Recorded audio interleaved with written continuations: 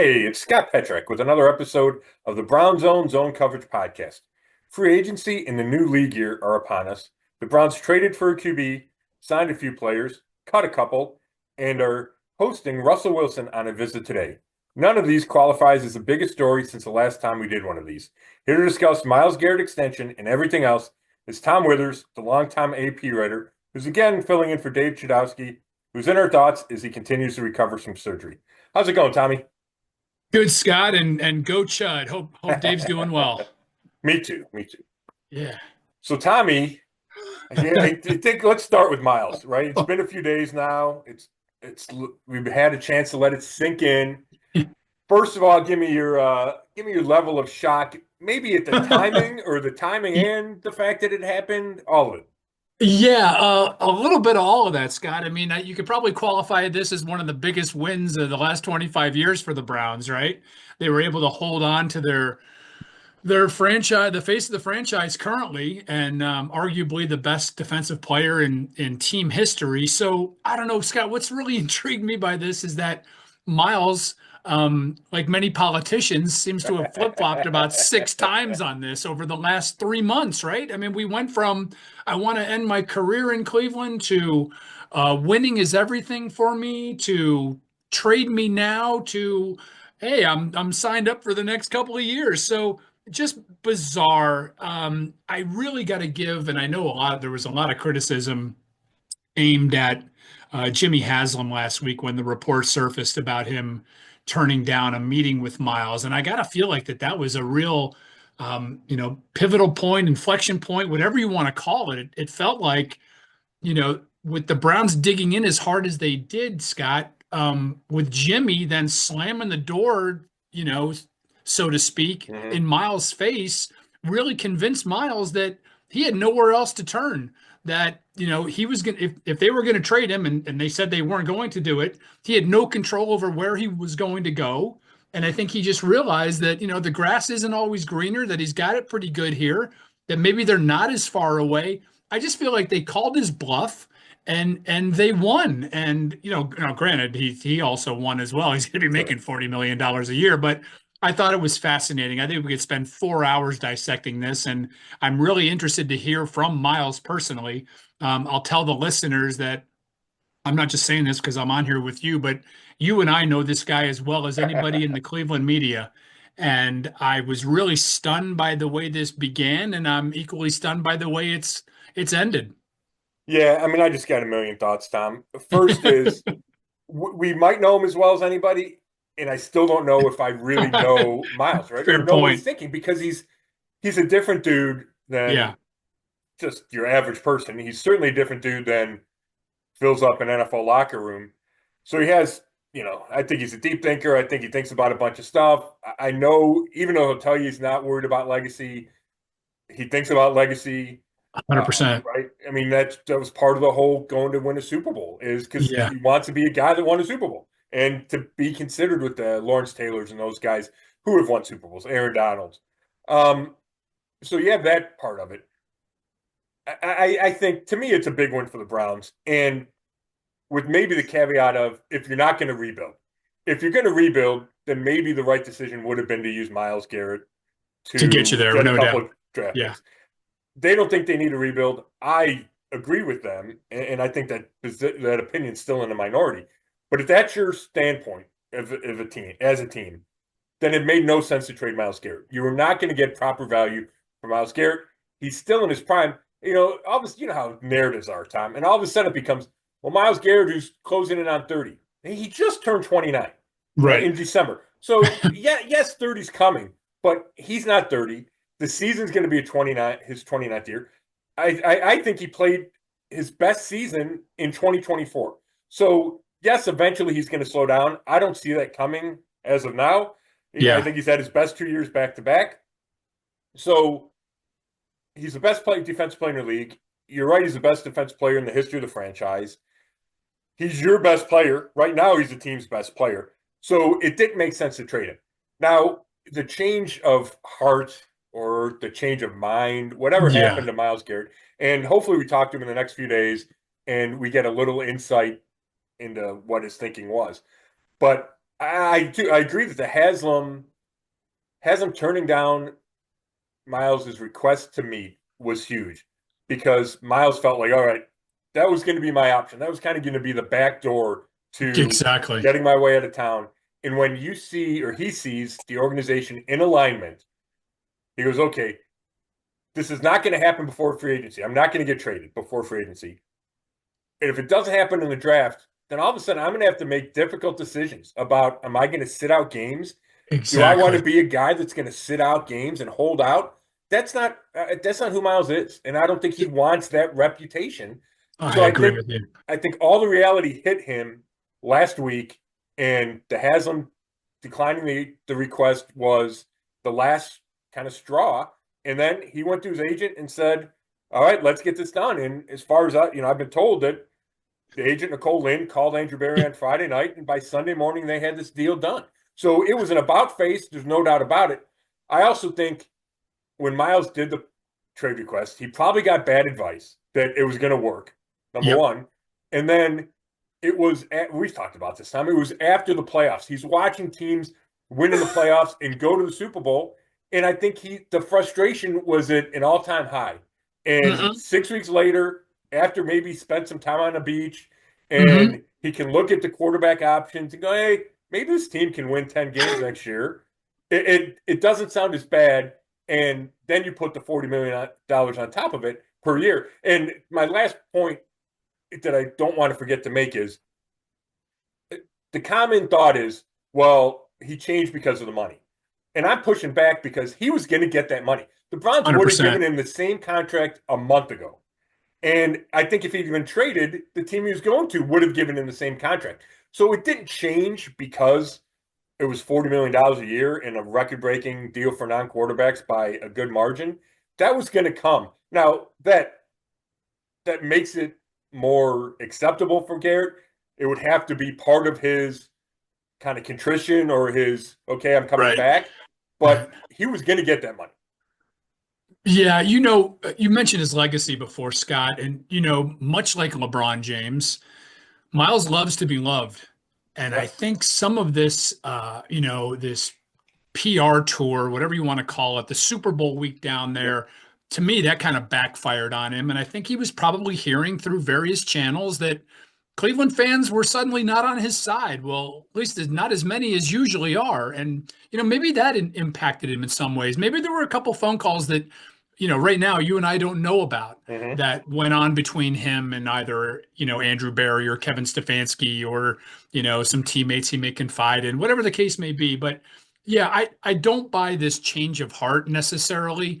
I just think that, to your point, that he kind of took a step back, kind of try to take a little bit of the emotion out of it, and thought, you know what, this is a good place for me. This is what I'm known for. I'm a Cleveland Yep. Brown, and that goes back to what he said to us back in December before all this stuff started. So, listen, at the end of the day, I'm happiest for Browns fans who can finally, take a little bit of the drama out of this Mm-hmm. another off season of nothing but, like we're heading down the river with one big rapid after another, trying to hold on to the boat, right? Yeah. And so, at least this kind of clears it up a little bit. I think a lot of it was very unnecessary. To your point, Scott, I think they could have hammered this thing out months ago and not had to put everybody through this. So I guess from that standpoint, it's good that the Browns finally got, one of the big ticket items off their plate.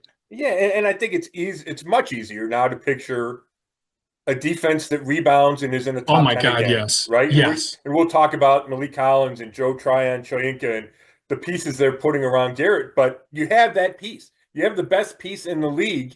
It's so much easier to pick that or predict that. And then you think, okay, well, if they figure out quarterback, right, you can start to connect those dots. Where without Miles, there's no dots to connect. It's 2027. So I like it from that aspect. And one Yeah, final thing on this time, I don't know if you texted me or somebody else did, but were you at the Cavs game where they honored Nick Gilbert? I certainly was. And did they show Miles on the jumbotron? I don't remember them Okay, doing that, Scott. somebody I'm not told sure he me was there. somebody told me. Well, it might have been an older picture of Yeah. Miles with Nick, and I heard there were a smattering of booze. Somebody Okay. texted me that. You know what? You are right. They Okay. did show like a montage of Nick, and there was a reaction. I Okay. wouldn't necessarily call it booze, but it was definitely like, "Oh my God, there's Myles," and "Hey, yeah, that guy, isn't he an owner? Where is he tonight?" That kind of thing. There was kind Yeah. of a murmuring, like, yeah, that's the Myles Garrett that we know, not this guy who's suddenly like dragging the franchise through the mud on national TV. So yeah, there was Yeah. definitely a reaction. I'll give you that. And that would, if Miles saw that, or if he happened to Yeah, be there, whatever, that's not what he wants to hear, right? I mean, not at he all. loves that. He loves to be, like you Oh said, my loves to be God. loved, loves Yeah. for that to happen at Cavs games. So I think that just kind of plays into the whole psyche part of it.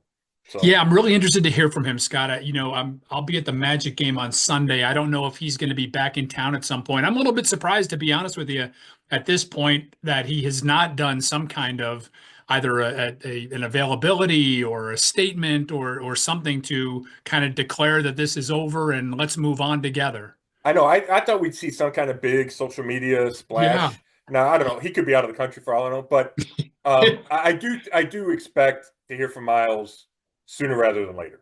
Yeah, I Yeah, agree. I can't tell you exactly when that is, but it could be before that Cavs game on Sunday. So Got you. all right, let's move to quarterbacks, Tom, because Ugh. that's the next big piece of this pie. And I mean, talk about layers upon layers. Oh my gosh. Let's start with Russell Wilson in town. We're taping this Thursday, just before noon. Russell Wilson in town today, scheduled to go to the Giants after he visits the Browns. What's your initial thought on where he fits? Is it good for the Browns? Can they sign him? Would you like them to sign him? What do you think? Yeah. Yeah, given the landscape right now, Scott, I think he's a viable option and would be a pretty good one, right? Some of the other pieces that have moved around the league, in free agency, I'll be honest with you, and I said this on the last podcast with you. I like the idea of Justin Fields coming here, and Mm, obviously that's no longer possible with him going to the Jets. yeah, And then I thought that the Steelers would land, one or the other of them, whether it would be Fields or Wilson. And now the Steelers are kind of the on the market, if you will, yeah, just like the Browns are. And so that surprised me. Listen, I think I saw enough of Russell Wilson last year. I think he went 6-5 in his 11 yep, starts. yep.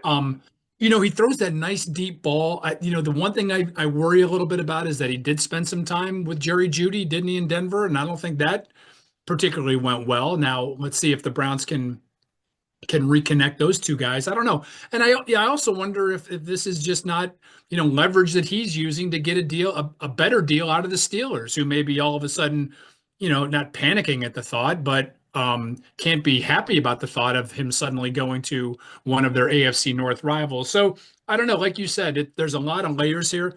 I find it interesting. Do you think that there is genuine interest in Wilson, or do you think this is also a little bit of a leverage play by the Browns in terms of Kirk Cousins and others? Right.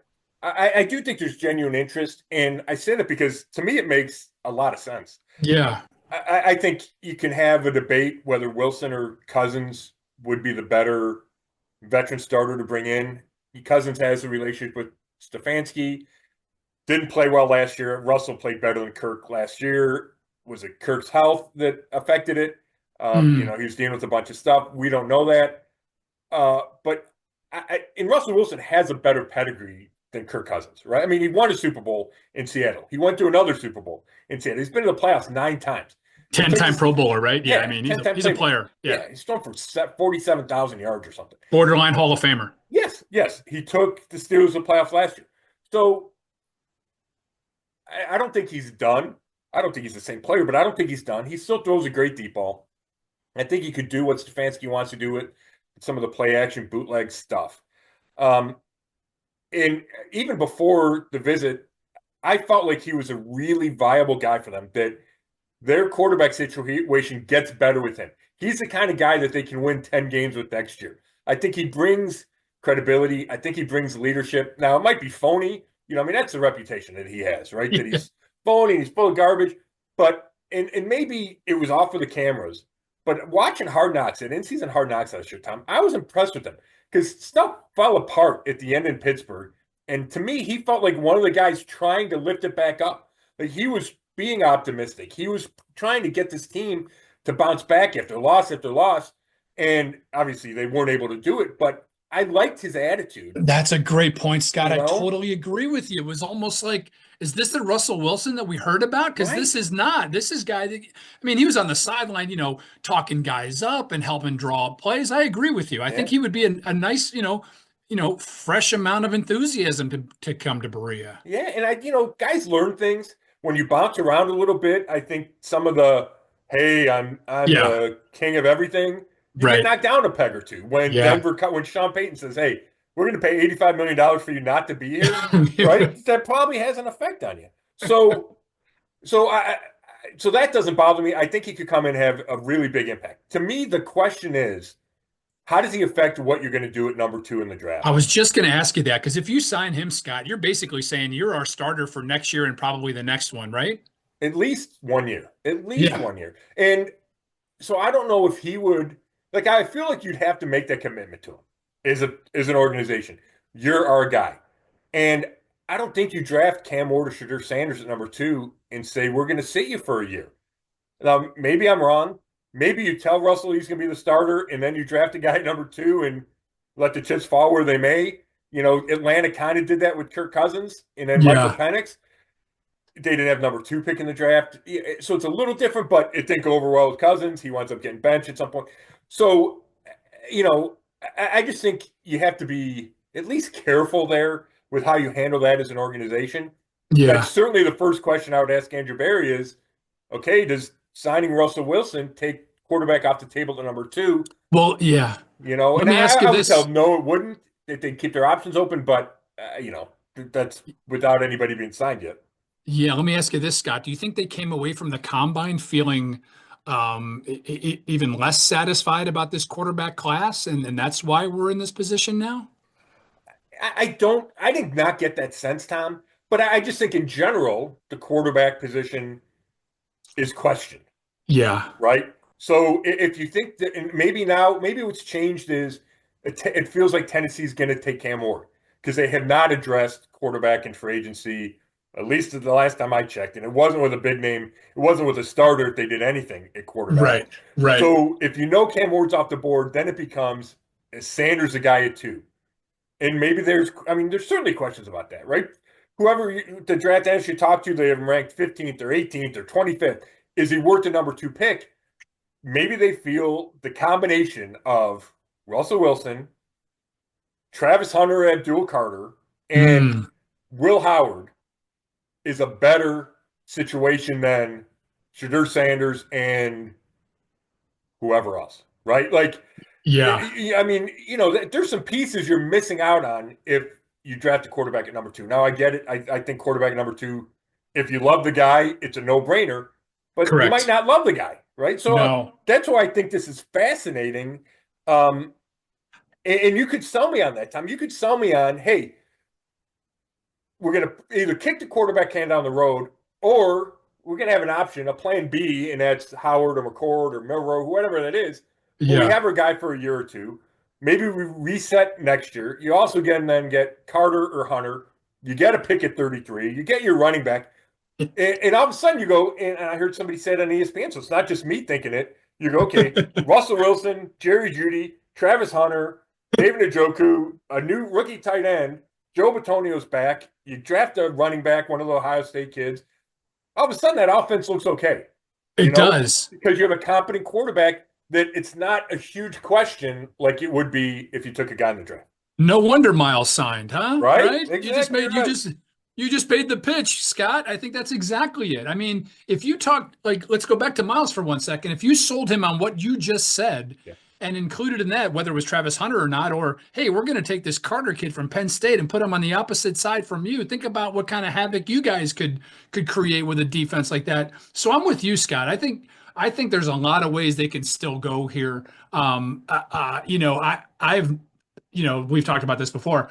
I like both Ward and Sanders, but maybe not enough to commit to them at number 2. And so I think the Browns are lucky that they have other options. And if Yeah. that means to ride with Russell Wilson for a year or two and then develop another guy, whether it's Jackson Dart or Will Howard or whoever you want to identify as that next tier guy, I'd sign up for that in a second.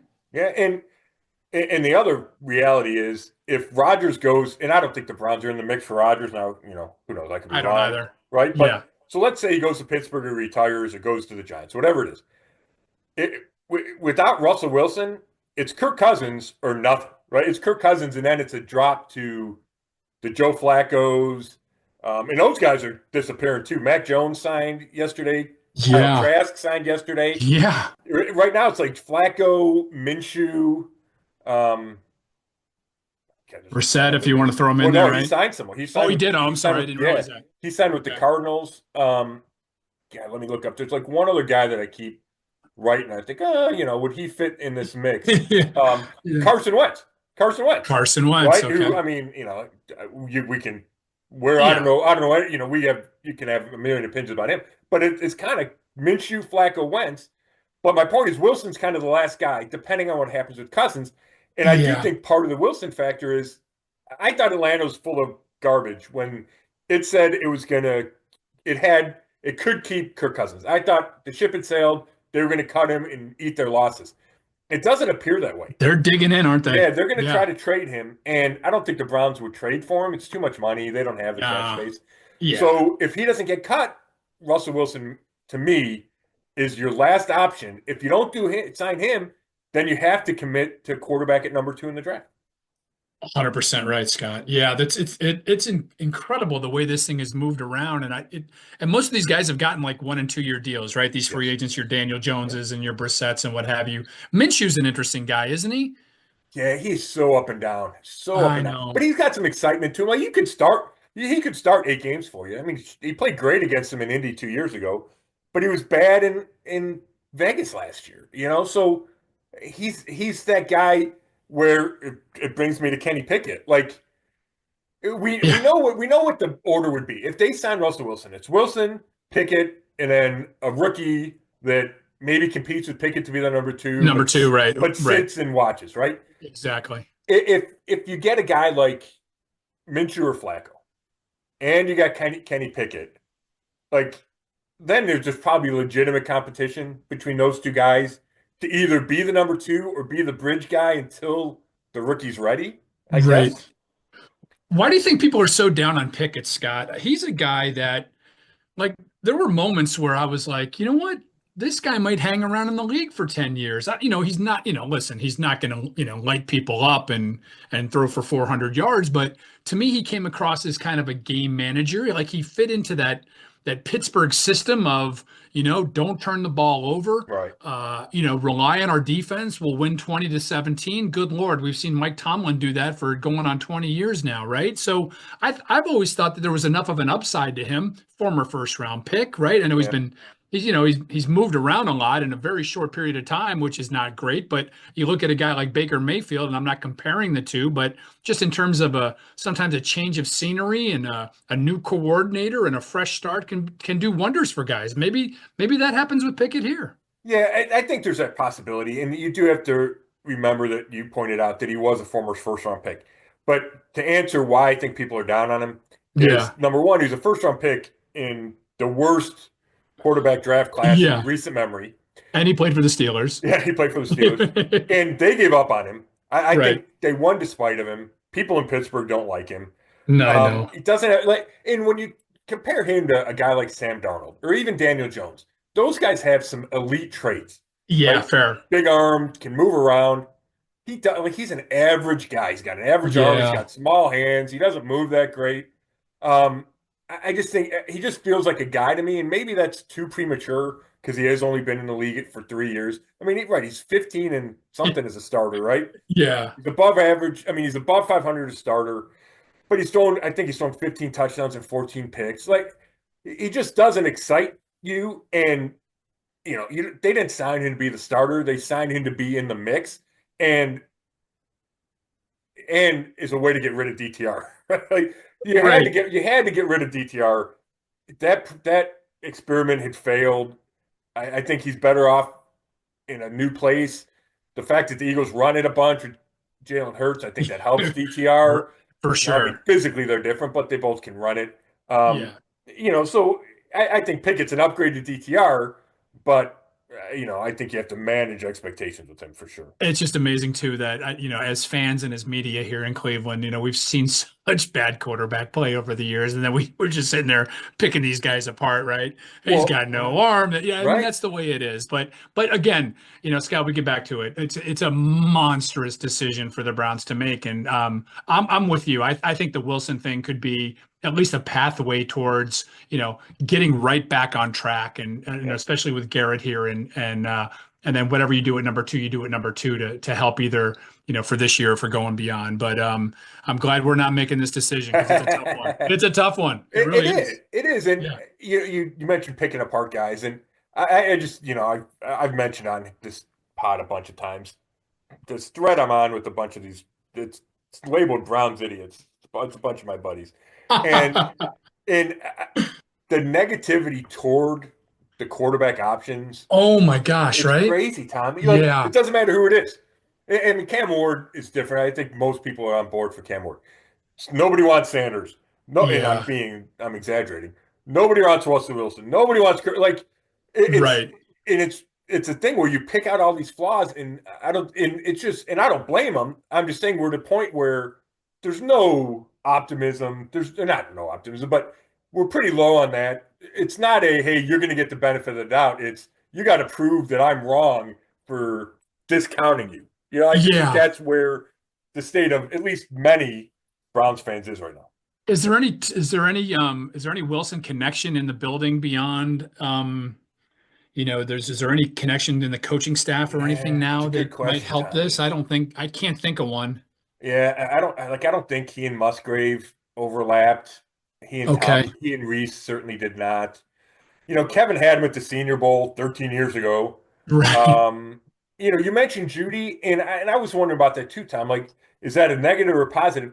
But Judy had 972 Yeah, you had a good year. in their Yeah. first year together Yeah. before it went kind of sideways with Sean Payton. So I don't think that's a deal breaker. Like I don't think that's a reason not to. I think it could even be a benefit. But I was wondering that too because I'm like, Judy kept talking about not getting the chances he You're wanted. right. Right.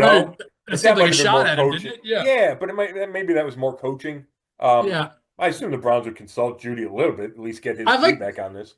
Yeah, I liked your point before too, Scott, on how people change, and maybe Russell Wilson now at this point in his career, let's, much like Myles Garrett can, has to reflect a little bit and think about who he is and how he has to act and what he needs to be and how, he has to adapt himself to circumstances. And maybe that's the case here in Cleveland. Maybe he comes in, like you said, and says, you know what?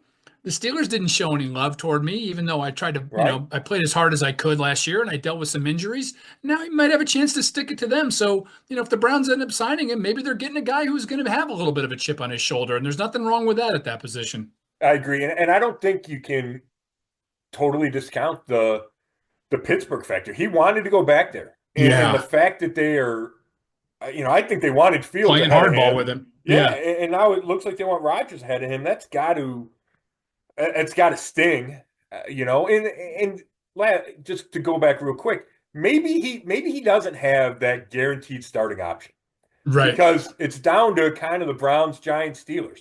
So the Giants could draft a quarterback, the Browns could draft a quarterback, Pittsburgh could go there and Rodgers. So maybe he could be signed as, hey, you're going to come in and compete with whoever we take, whether it's two or Pickett or 33 or All three of you. third Yep. round, right? Like Yep. maybe you don't have to guarantee it, but I'm sure he would come in with the mindset that I'm going to be the starter. I don't So think what he has kind any of what question kind of about that. contract can you offer a guy like that now, Scott?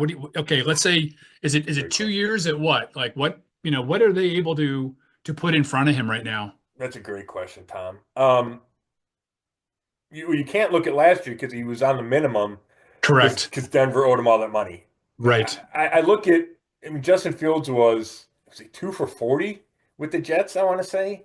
And he's made his money too, to your point, right? So Yeah, you have a little bit of you got a little bit yeah. of financial leverage there, if you will. Well, it would probably have to be cheaper than Kirk Cousins, which is almost 29, I want to say. Right. I think it's probably around the Justin Fields 20 in New York. Um, That sounds like yeah, Daniel Jones got 14 with a chance to make 17 for a in year. Indy, and he's competing for a starting job. So I think you're looking at 20 plus. which I don't know if the Browns want to pay that. They don't have a ton of money.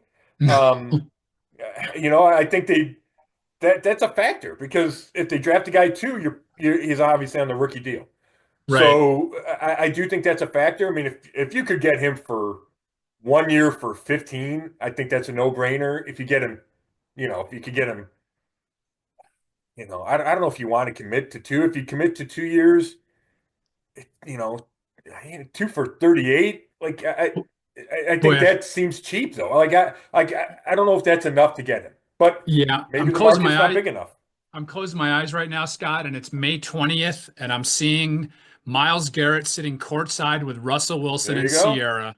Yeah. And there they are on in the Jumbotron, and the place goes bananas, and suddenly it's Brownstown again, right? Yeah, yeah. I mean, that's not crazy. No. I think there could be some momentum. Yeah. Obviously, depending on what you do, number 2 and 33, that's when things start to pick up. You go, oh my gosh, look at, start putting a depth chart together in your head, right? So yeah, I mean, it's crazy. Exactly. And maybe Yeah. who knows? I mean, we could get resolution today, and the Browns close it. I would think he still goes to the Giants and meets tomorrow, and maybe this drags out a little bit. Gotcha. Maybe he's still thinking about Pittsburgh, but you got to be on your toes, head on a swivel, because you don't know when Yeah. this There quarterback you stuff go. happens, right? Yeah.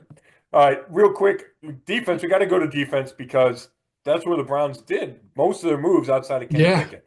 So we probably talk about him as a group: Malik Collins, Joe Tryon, Shoyinka, and Devin Bush coming back. Probably three pretty key pieces there, Tom. Who I would agree. guys that are going to play a bunch.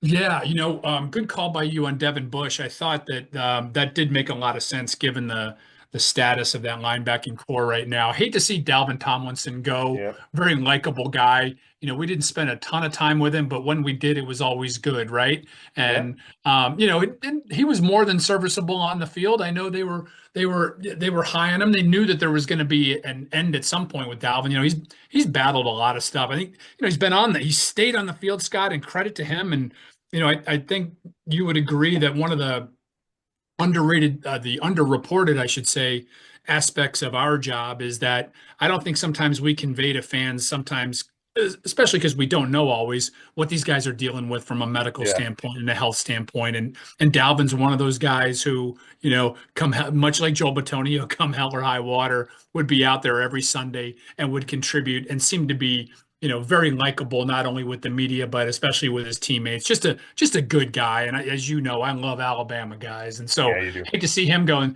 I'll tell you what, Collins is a guy, Scott, over the years who's kind of flashed to me at times, not necessarily for any other reason than, God, that big old boy out there is making some plays, and yeah, nice signing by them. And so, yeah, addresses a piece of need. And so, yeah, that defense needs some upgrading, and I think these guys will all do that. Yeah, it's interesting. They save money with Collins. They save some salary cap space by cutting Tomlinson. Right. He was certainly a gamer. I enjoyed talking to him. I thought he played well. He played better as the season went on. And he doesn't look physically, he doesn't look as explosive. I don't think as Collins does. In the, you mentioned remembering him when you see him play. I saw some clips moving last night, Yeah, and he's explosive. But I'll tell you what, Tomlinson got to the quarterback more than I he think you did. would think he did. You know? He did. And we always don't necessarily know what his role is on particular plays, right? Sometimes in those schemes, his job is just to try to tie people up, not necessarily get to the quarterback. But to your point, Scott, he did. He got back there and he showed some mobility, man. Good ball player. Yeah, for sure. So, I think they got more explosive there. Now you pair him, Collins, with Mike Hall Jr. You have Shelby Harris coming back, Juwan Briggs, a rookie. They probably add another guy there, free agency or the draft. Bush gives you some insurance. We don't know about JOK yet. You got Hicks coming back. You got Buki Watson, the rookie last year at linebacker.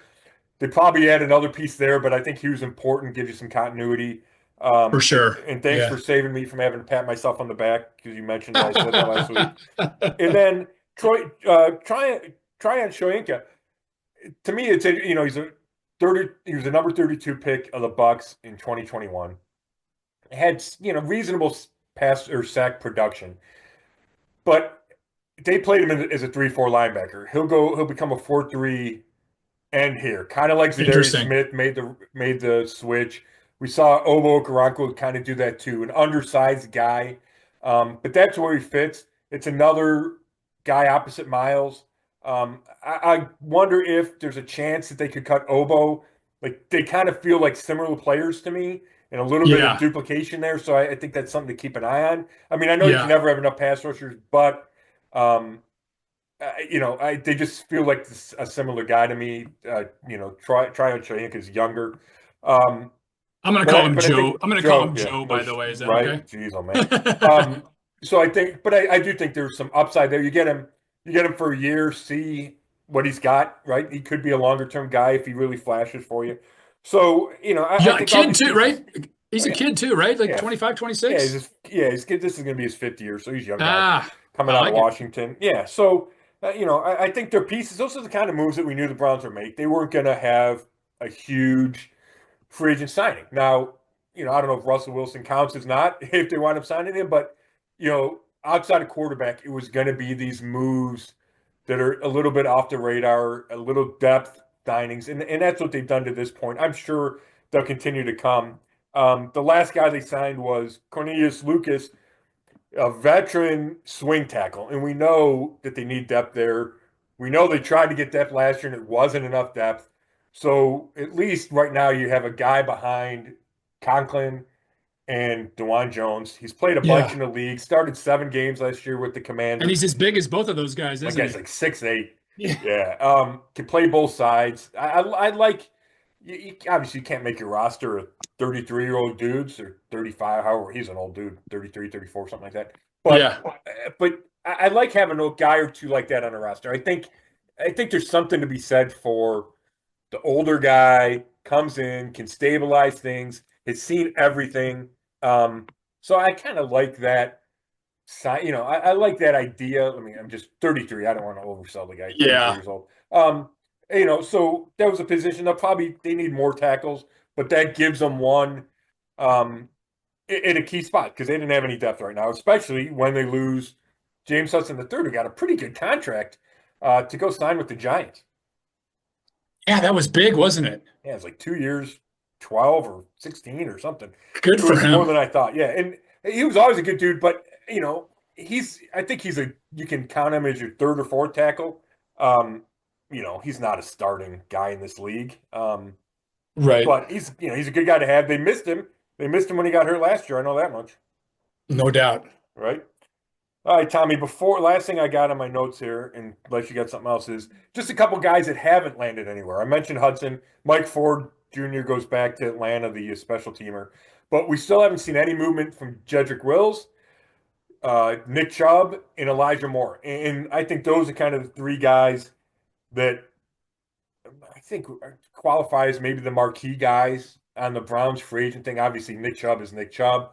Yeah, Um, we see a lot of left tackle signing. We haven't seen Will sign yet. I think that's interesting. It I do certainly too. feels like no team is ready to commit to him as you're my guy at left tackle. So Where does he is he? go sign a 1 year deal somewhere just to kind of get a prove Yeah, it thing?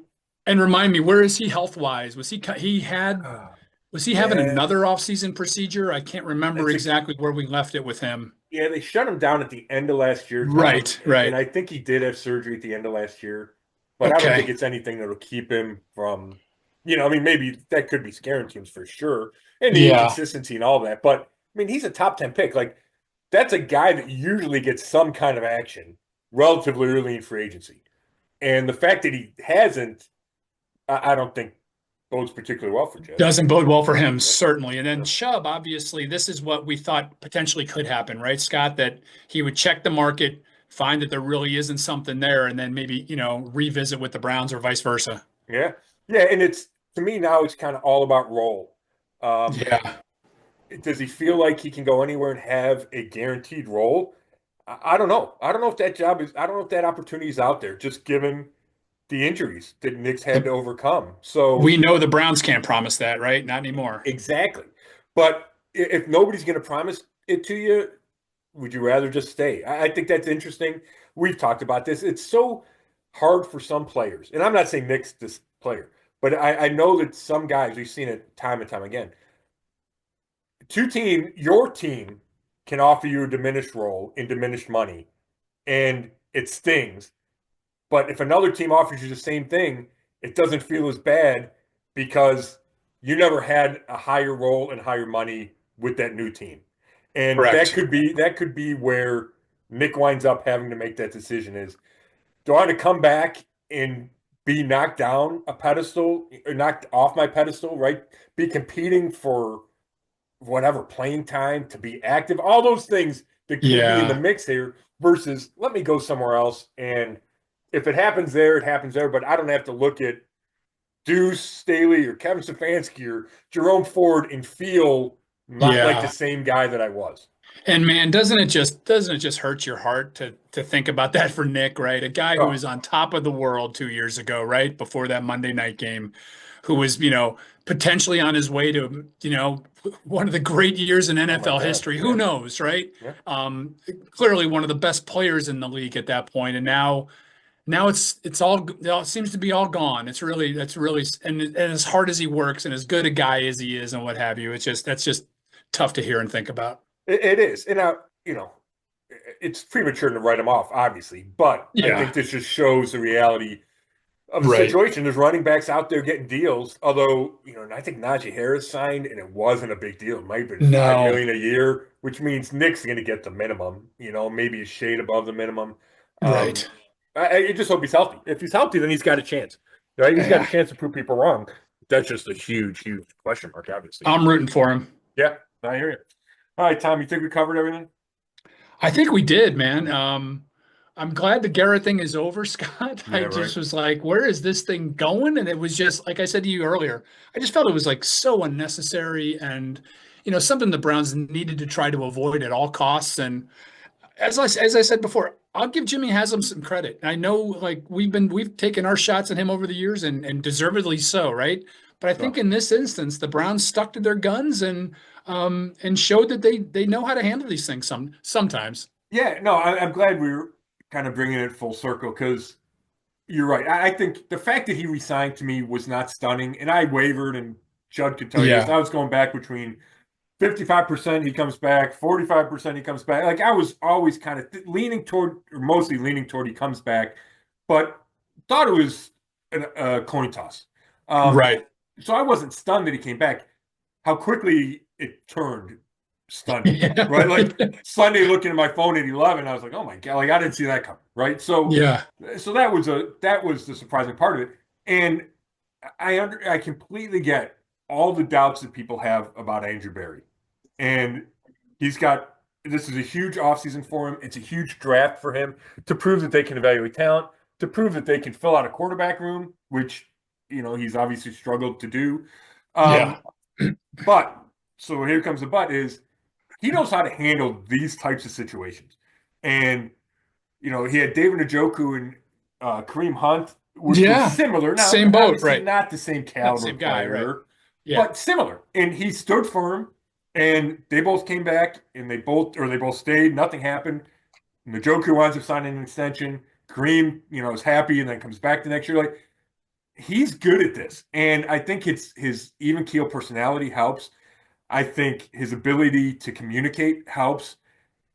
People don't get mad at Andrew Berry. Like, I don't think he alienates people, so it makes it easier to mend fences or to have a change of heart or whatever happened with Myles. I think it's easier when you have a guy like Andrew Berry, and I think he's just smart. And I think he's calculating or calculate. He uses not in a bad way. He's calculated about how he For goes about his sure. business, Yeah. and so I think if you're Haslam, you look at that and you go, okay, I like this part of it, right? Like you can see a lot of things that Andrew Berry does well. Now it hasn't been enough, and again, it's going to come back to the roster and how he does with these draft picks.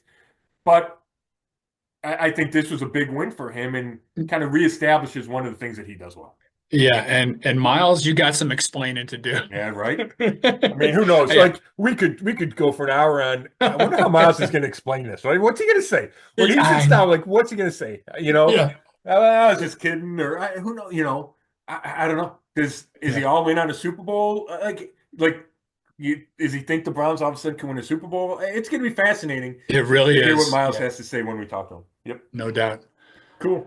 Thanks, Thomas. I appreciate it, buddy. Anytime, Scott. Nice chatting as always, man.